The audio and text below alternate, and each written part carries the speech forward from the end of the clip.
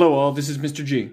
Today we're talking about graphing calculators, specifically the TI-84, and 5 basic skills that everyone should know if you're going to use one of these calculators. Number 1 is second quit.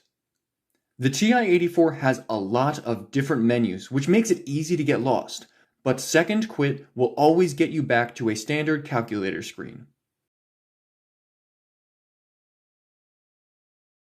Number 2 is the mode button. This button opens a menu with a lot of different options, but the only one we're going to worry about now is radian mode and degree mode. Whenever you're dealing with angles, you want to make sure that you're in the right mode. A good rule of thumb is if you're in a geometry class, you probably want to be in degree mode, and if you're in Algebra 2, Pre-Calculus, or Calculus, you probably want to be in radian mode. Changing modes is as easy as moving down to radian and degree, selecting the one you want, and hitting enter. You should already know how to exit this menu. Just hit second, quit. Number 3 is clearing memory. You might think you would never need to do this, but if you ever change an option in some menu by accident and your calculator starts acting all weird and you can't figure out what you did, clearing the memory can be an easy fix. Hit second, MEM to open the memory menu. Go down to Reset and hit Enter. Choosing defaults in the RAM category will restore the default settings.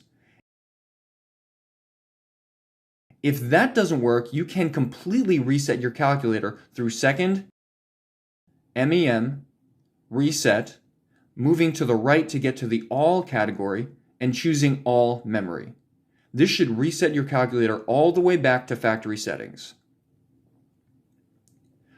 Number 4 is the Y equals button, and it's where we start when we're graphing functions.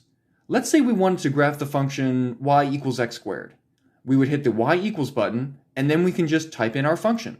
They already have the Y equals there for us, so we just hit the variable button for x, and the squared button, so we have the function y equals x squared.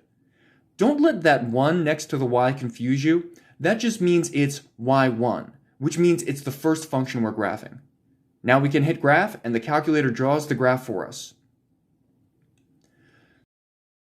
Number 5 is finding points on a graph. This graph looks nice, but sometimes we need to know exactly what points are on a function, and I'm going to show you 2 different ways to do this. First is hitting second, table, to get a table of values. This table shows us our function contains the points 0, 0, 1, 1, 2, 4, and so on. Hitting the up button will show us points that have a negative x value as well. The table is useful, but what if we wanted a point where x was a decimal? To do this, we're going to need the Calculate menu. Hit second, Calc, to get to this menu, and then choose Value. Then we can type in any x value we want. I'll use 2.5, hit Enter, and then we can see that the point 2.5, 6.25 is on our function. Those were 5 basic skills that every TI-84 user should know. I hope that all made sense, but if you have questions, feel free to put them in the comments below. And until next time, enjoy the rest of your day.